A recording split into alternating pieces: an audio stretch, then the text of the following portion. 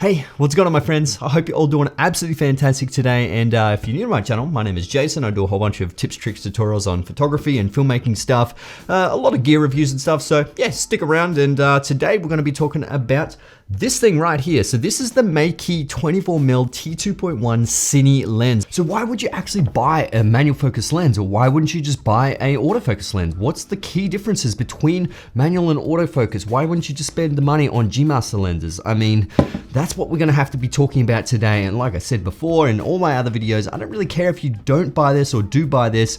I'm just giving you my honest, humble opinion on whether this lens is good and pretty much who is it for and what are the benefits of actually using it. So there are obviously benefits using manual focus lenses over autofocus, but there are also benefits of autofocus over manual focus. So we're gonna have to discuss that in this video, but let's get into some of the specs of this lens.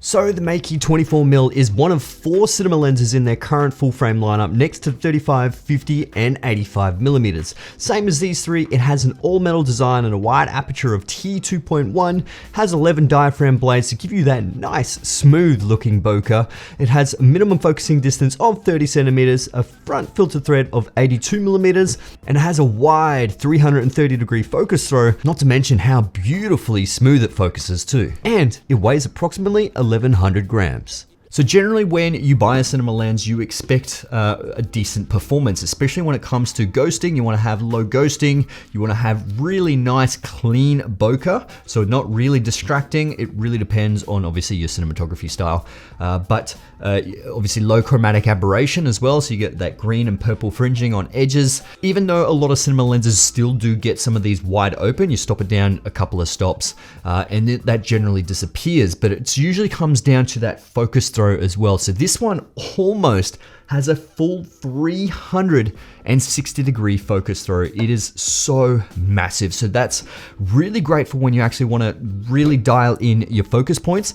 So you have much more throw when it comes to trying to dial in that focus absolutely perfect. So this will pair with a lot of your cinema cameras very, very well. But generally when it comes to filmmakers, you generally use manual focus lenses because you want to be in full control of your focus points. But I pretty much use 50% autofocus and 50% manual focus, but I generally use a lot of photography lenses. That's why I got all the G-Master lenses, because they are phenomenal when it comes to manual focus and autofocus. Well, minus the 85 F1.4. We won't get into that in this video. But the 24mm F1.8 right here by Viltrox produces a fabulous looking image for literally like a third of the price of this.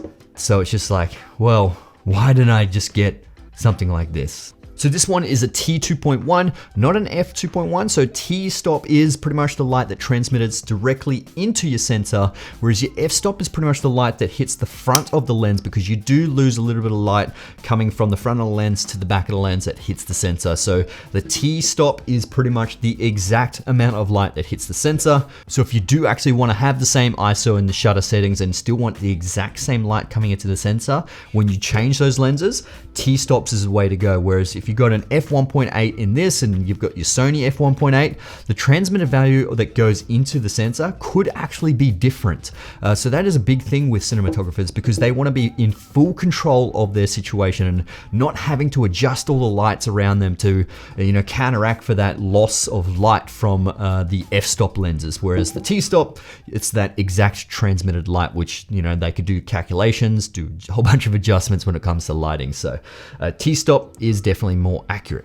So the 24mm T2.1 is probably one of the sharpest, if not the sharpest cinema lens on the market right now. In the center, Tack Sharp T2.1, you stop it down, obviously T2.8, T4, T8, and even at T22, you should see some lens diffractions, yet it is still Tack Sharp, keeps nice and high contrast. You move out to the corners and it is the exact same deal. It is Tack Sharp out in the corners. The only thing that you see right here is some pretty severe barrel distortion, so you will have to take that into account. If you are shooting some nice tall buildings, you may have to correct it in post-production.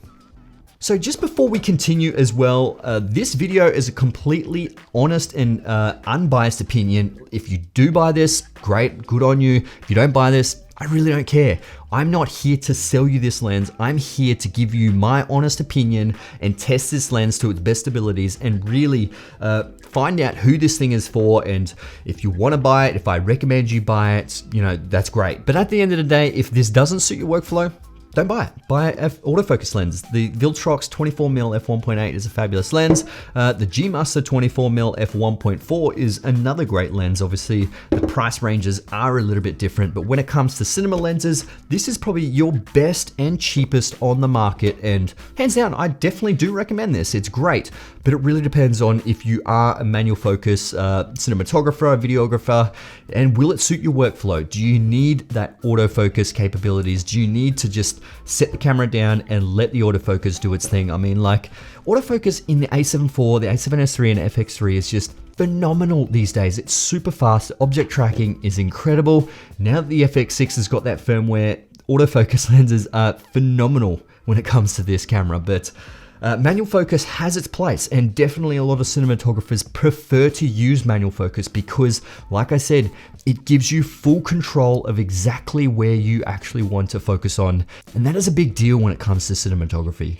Now, all of the Meike cinema lenses do come with contact points here that you can attach to. So that gives you a nice lens support that you can support the lens on the front with a couple of rails on the front there. So if it does get a little bit heavy, you know, it's not going to put too much stress on your E-mount there, which is really great. But they don't also just come in E-mount, they come in a whole bunch of different mounts as well. So this Meike lens is just like every other Meike lenses. It's a full metal design. It actually is quite hefty, but it also has that nice 0.8 gear pitch as well. So any sort of your standard focus pulling mechanisms will fit directly on this and perfectly. But if you are going to be manual focusing this one, it's a bit of a bitch because that focus throw is absolutely massive. I do suggest use a wireless focus system, even like the Tilted Nucleus Nano. That definitely does help a lot more. And I actually use this one right here. So this one's my small rig. It is a really good focus system because it's got a couple of hard stops there. You can do like a front focus and a back focus point and lock them in or unlock them. Really depends. Check this out. Link in the description below if you do want to check these out anyway. So when it comes to the Meike cinema lenses, this isn't my first one. So this is the 50mm T2.1, and it's pretty much an exact design. It is absolutely phenomenal. The great thing about when it comes to your focus points and your gears, they're going to be in the exact same spot. So if you do actually have a follow focus system, all you need to do is pull it out of the way a little bit, change the lenses, push it back in, and you don't have to do any adjustments. But that makes it so handy when you actually shoot with follow focus systems.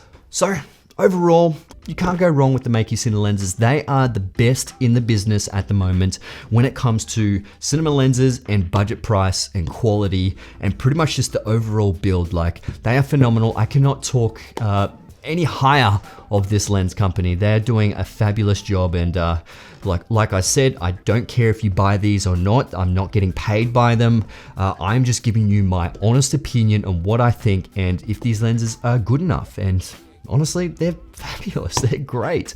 If you do want to check out a few more reviews of this as well, I do suggest go check out Andrew's reviews. The link will be in the description below because he's got the Canon cinema lenses, and you know, he does really great reviews. So I definitely check him out in a link in the description below. But yeah, other than that, guys, I hope you found this video useful. Give it a thumbs up if you did.